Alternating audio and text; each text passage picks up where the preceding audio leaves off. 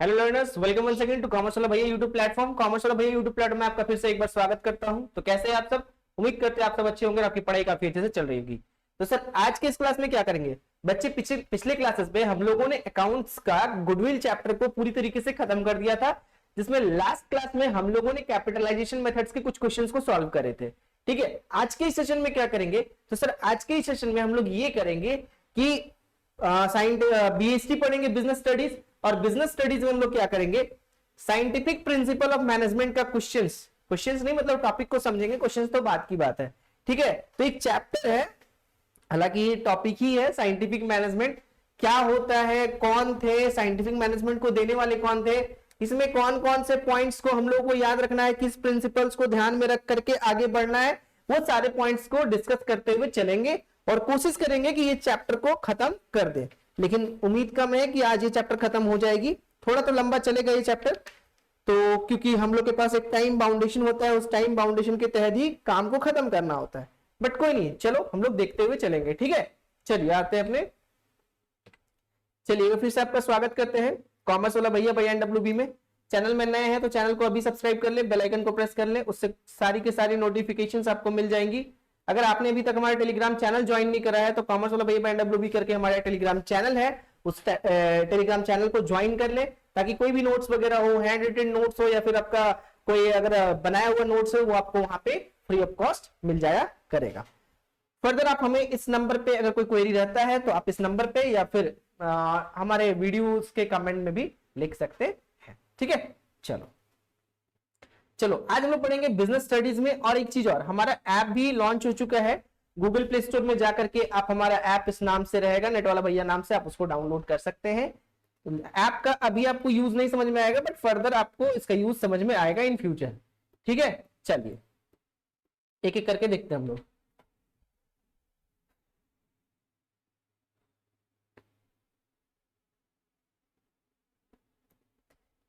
पहले चैप्टर का नाम लिख लेते हैं।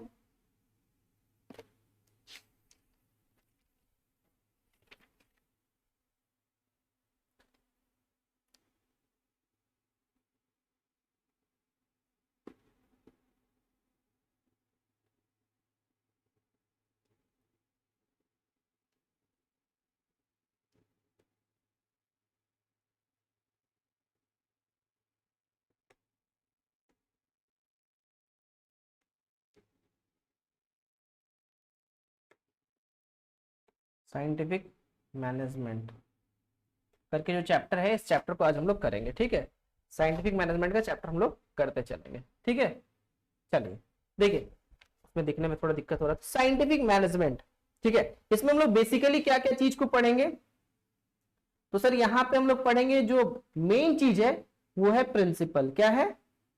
प्रिंसिपल, जिसको हम लोग हिंदी में क्या बोल सकते हैं? सिद्धांत। ठीक है, जो सिद्धांत दिए गए हैं इनके द्वारा, जो सिद्ध किए हुए प्रिंसिपल्स दिए गए हुए हैं, प्रूव्ड प्रिंसिपल्स दिए गए हैं, उनके बारे में पढ़ेंगे और सीखेंगे। और साइंटिफिक मैनेजमेंट हमारे लाइफ में, हमारे बिजनेस ऑर्गेनाइजेशन में क्यों जरूरी है, उसके बारे में भी जानेंगे। ठीक है, तो चलिए हम लोग आज इसके टेक्निक और प्रिंसिपल्स को पढ़ेंगे। ठीक है, principles as well as techniques को भी पढ़ेंगे।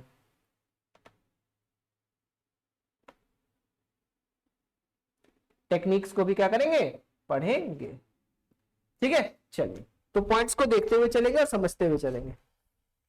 ठीक है, इसके साइंटिफिक मैनेजमेंट के जो प्रिंसिपल्स थे उसको किन्होंने दिया था?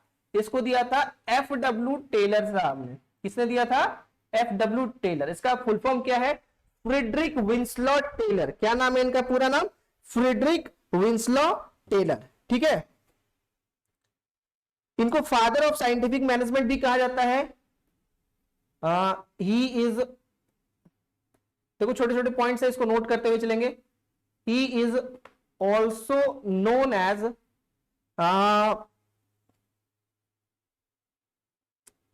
Father of scientific management.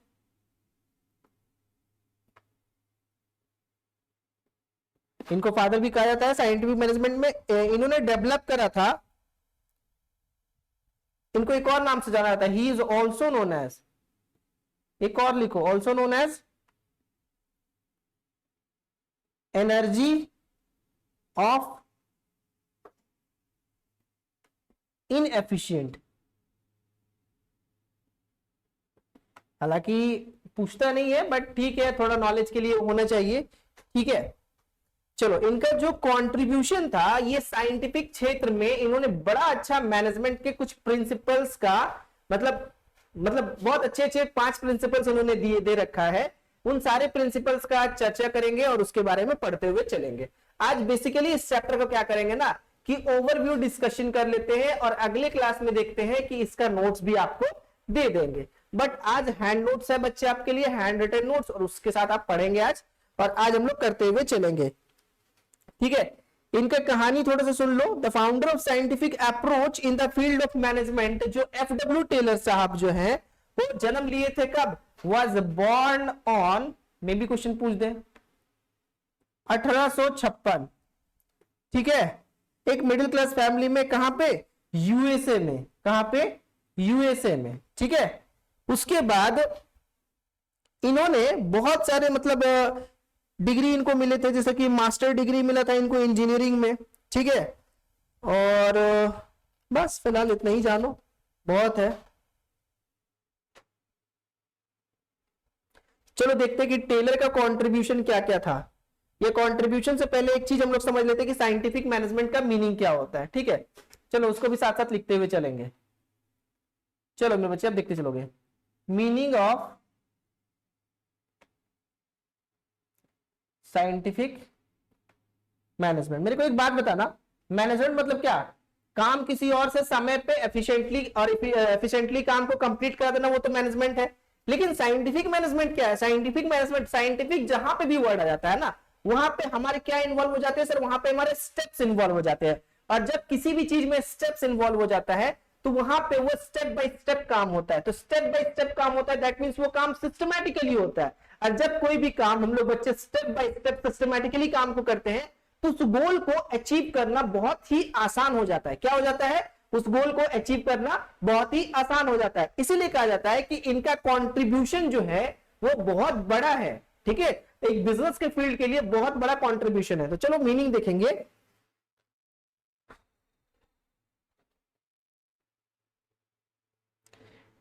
It is derived from 2 words.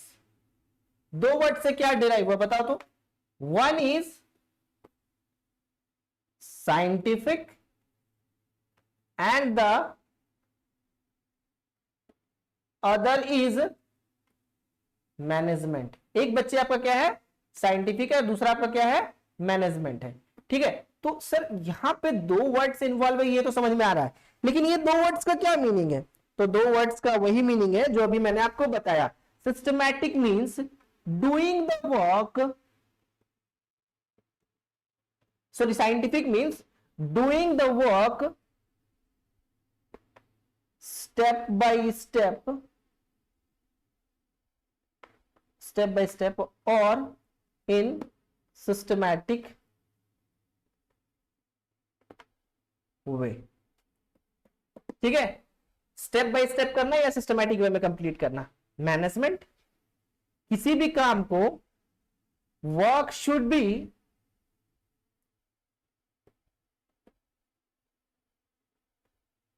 completed on time with effectively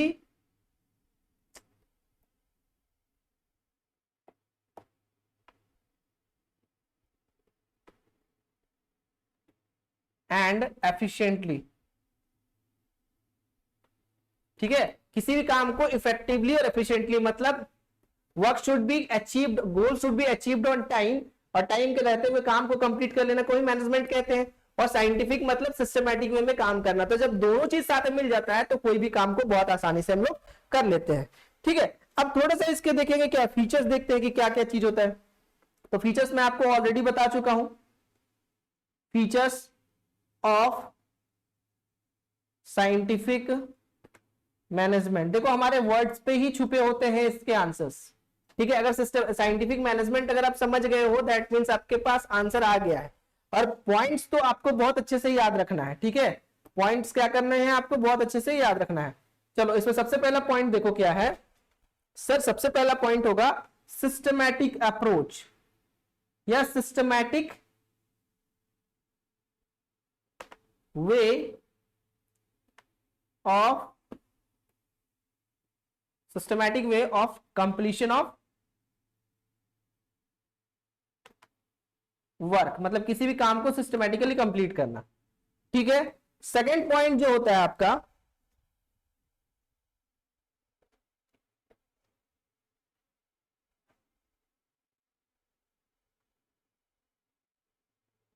second point आप क्या लिख सकते हो,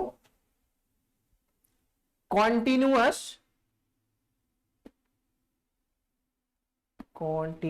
स्पेलिंग गलत है, कॉन्टिन्यूअस ऑब्जर्वेशन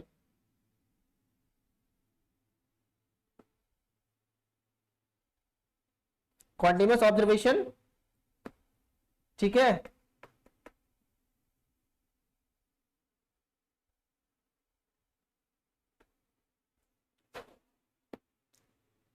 डिस्कार्ड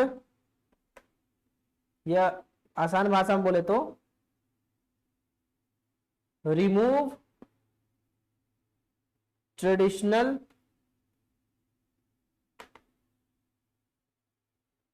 मैनेजमेंट।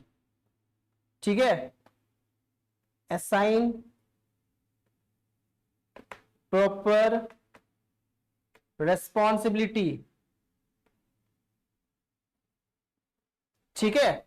उसके बाद वो हेल्प करेगा क्या, इंप्रूव्स द एफिशिएंसी ऑफ किसका, बता दो सर, वर्कर्स का। तो ये 5 पॉइंट अगर फीचर्स के तौर पे अगर आप समझे तो ये बहुत इंपॉर्टेंट पॉइंट है, जो भी आपको मैंने मीनिंग में समझा रखा था, और यही सारे पॉइंट्स आपको यहाँ पे देखने को मिल रहे हैं। कुछ अलग पॉइंट हम लोग को यहाँ पे अलग से देखने को नहीं मिल रहा है। ठीक है। अब हम लोग आते हैं थोड़ा सा, और एक चीज बताओ, एक बहुत फेवरेट पॉइंट हमारा क्या, ऑप्टिमम। मैं तो भाई हर आंसर में ये लिख करके आता हूं, मतलब आता हूं नहीं, ऑप्टिमम यूटिलाइजेशन ऑफ रिसोर्सेस का पूर्ण इस्तेमाल करना। ठीक है। Optimum utilisation of resources. तो ये सारे जो फीचर्स है जो साइंटिफिक मैनेजमेंट के, हम लोग कह सकते हैं कि 6 की 6 फीचर्स है जो कि आपको बहुत अच्छे से याद रखने चाहिए। अब नेक्स्ट पॉइंट हम लोग क्या देखेंगे, तो सर नेक्स्ट पॉइंट ये देखेंगे, क्या देखेंगे, चलो अब हम लोग आते हैं क्या, प्रिंसिपल ऑफ साइंटिफिक मैनेजमेंट पे आते हैं। Sir principle of scientific management, principle of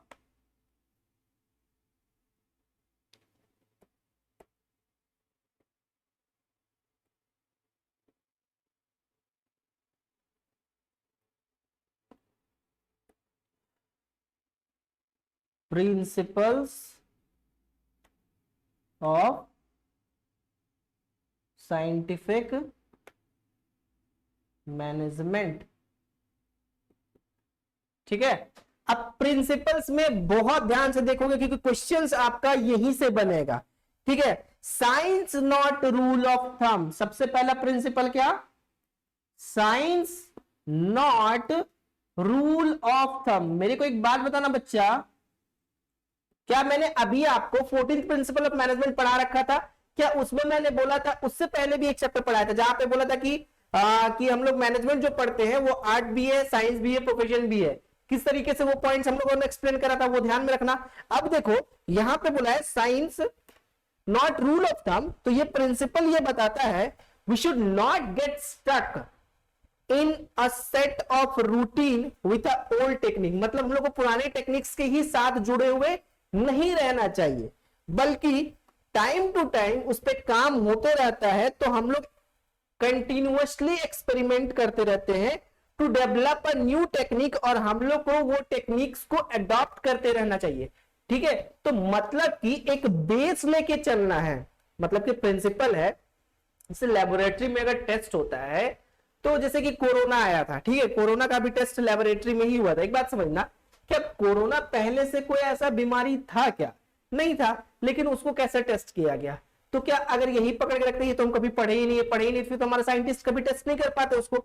तो इसी तरीके से बिजनेस में कितने बार ऐसे सिचुएशंस आ जाते हैं जो ना तो जो हमें प्रिंसिपल्स दिया है वो मतलब ऐसे सिचुएशंस को देखे होंगे ना हम लोग देखे होते, तो वहां पे करे तो करे क्या।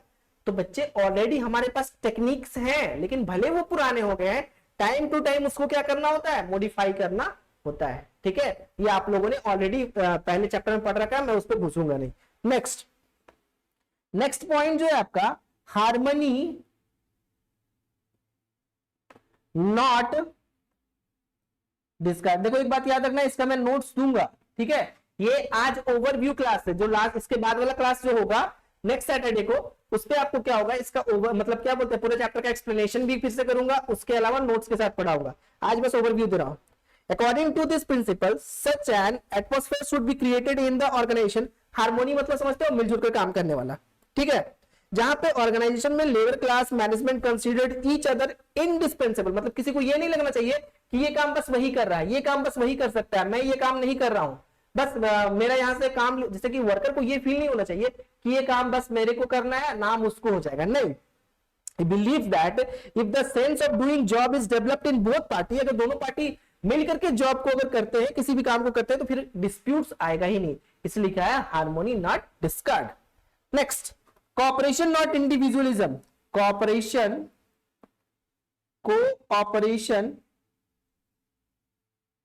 Not individualism. इस प्रिंसिपल के तहत देखो, कोई भी एक्टिविटी जो अलग अलग लोग कर रहे हैं with a spirit of a mutual cooperation, क्या है, जैसे कि अगर मार्केटिंग डिपार्टमेंट वाला कोई काम, अगर कोई इंफॉर्मेशन ला करके दे रहा है, तो बदले में जो वहां पे प्रोडक्शन डिपार्टमेंट होगा वो उस काम को, मतलब मार्केटिंग के आइडिया को प्रोडक्ट में तब्दील करने की कोशिश करेगा, ठीक है। फिर प्रोडक्ट में तब्दील करने के बाद फिर क्या करेगा, जैसे research and development R&D team जो होती है, वो एक नया इंफॉर्मेशन निकाल के दी कि इस तरह का प्रोडक्ट का लोगों को जरूरत है, तो वो इंफॉर्मेशन निकाल के दी।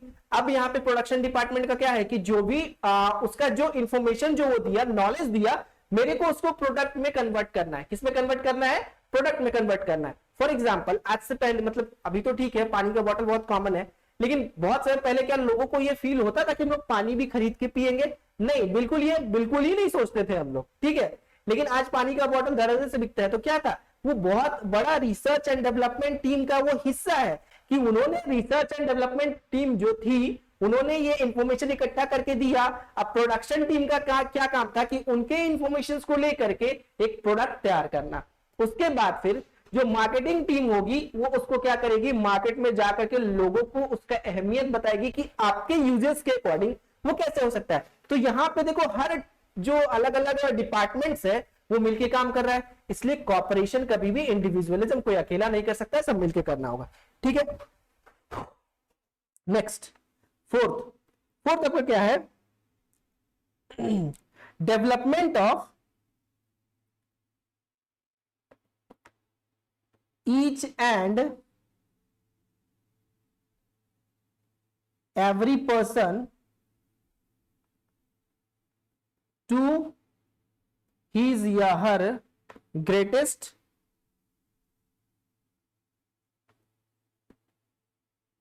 efficiency and prosperity, ठीक है। देखो यहां पे क्या होता है कि according to this principle efficiency of each and every person should be taken care right from his selection. मतलब कि हर कोई हर काम के लिए एफिशिएंट नहीं होता है, लेकिन टेलर के अकॉर्डिंग ये कहना चाहते हैं ये कि wants to say that interest and ability of each person should be taken care. हर किसी का इंटरेस्ट की किस काम पे लगता है और उसका क्या एबिलिटी है, उसके अकॉर्डिंग उसका सिलेक्शन होता है।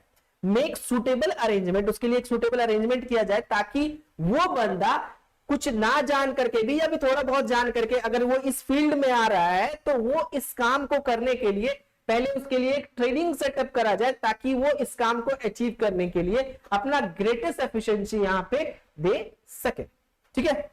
नेक्स्ट, बस 4 पॉइंट ही मोर देन सफिशिएंट है, ठीक है, 4 ही पॉइंट रहने चाहिए। बाकी इसमें टेक्निक्स जो होंगे वो हम लोग पढ़ेंगे नेक्स्ट क्लास पे, ठीक है। टेक्निक्स क्या होगा, टेक्निक्स को हम लोग पढ़ेंगे अगले क्लास में, क्योंकि आज अगर एक ही दिन अगर सारे कुछ को पढ़ा देंगे फिर आपका वो मिक्सअप हो जाएगा। ठीक है, तो टेक्निक्स हम लोग अगले क्लास में पढ़ेंगे। आज ओवरव्यू तो खत्म हुआ नहीं, टेक्निक्स में देखो फंक्शनल फॉर्मेनशिप आ जाएगा आपका, जिसमें पीस डिफरेंशियल वेज सिस्टम आ जाएगा, साइंटिफिक स्टडी ऑफ वर्क जिसमें मोशन स्टडी के बारे में हम लोग पढ़ेंगे। ठीक है, speed boss, repair boss, gang boss, standardisation of work, standardise machine and tool, standardise working condition, simplification, method study, motion study, time study, fatigue study, ये सब सारी चीजों के बारे में हम लोग क्या करेंगे अगले क्लास में चर्चा अच्छे से करेंगे। ठीक है, और ये सारी चीजों को पढ़ते हुए फिर हम लोग नेक्स्ट क्लास में टाइम स्टडी और मोशन स्टडी का, अच्छा चलो टाइम स्टडी और मोशन स्टडी थोड़ा सा आपको बताते हैं डिफरेंस, क्योंकि ये एग्जाम में पहले भी आ चुका है। देखो टाइम स्टडी का मतलब क्या होता है, time study refers to that study in which it is find out that how much time should be taken by an average employ to complete the specific job in a general circumstances. मतलब किसी भी काम को complete करने के लिए एक group of employees को कितना समय लगना चाहिए, काइंड ऑफ स्टैंडर्ड टाइम। लेकिन वही अगर बात करें मोशन स्टडी का, तो motion study refers to that study under which the speed is taken by the labour to do work on any machine. ठीक है, किसी भी तरह का मशीन में उनके स्पीड को मेजर करना। तो टाइम स्टडी में एवरेज एम्प्लॉयज को, और यहां पे मोशन स्टडी में स्पीड को। मोशन मतलब क्या होता है, घूमना, मोशन में। ठीक है, अब अगर टाइम स्टडी में बात करें तो हम लोग क्या प्रोसीजर लगा सकते हैं, सर स्टॉप वॉच का यूज करके टाइम स्टडी कर सकते हैं। लेकिन मोशन स्टडी में क्या कर सकते हैं हम लोग, फोटोग्राफिक मेथड का यूज कर सकते हैं, कि देख सकते हैं कि कितने मतलब टाइम में वो, जैसे सीसीटीवी कैमरा का यूज करते हैं मोशन स्टडी के लिए। ठीक है, टाइम स्टडी पहले हो चुका है, मोशन स्टडी आज के टाइम पे भी कंडक्ट कराया जाता है। ठीक है, टाइम स्टडी का अगर ऑब्जेक्टिव अगर बात करें तो क्या होता है कि किसी भी काम को करने में एक स्टैंडर्ड टाइम कितना लगना चाहिए, और मोशन स्टडी को करवाते हैं ताकि हम लोग क्या कर सके, मिनिमाइज कर सके अननेसेसरी जो एक्टिविटीज होती हैं जॉब को परफॉर्म करने के टाइम पे, वो होता है आपका मोशन स्टडी।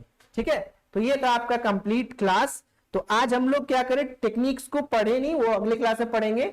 ठीक है, टेक्निक्स को पढ़ने के लिए थोड़ा सा आपको टाइम देना होगा, तब तक के लिए बुक्स स्टडी कीजिए। जो भी बुक्स को आप फॉलो करते हैं, बुक्स पढ़ना बहुत जरूरी है, और अच्छे से पढ़ते रहिए, अकाउंट ज्यादा से ज्यादा प्रैक्टिस कीजिए। मिलते हैं, तब तक के लिए bye bye, take care, good night.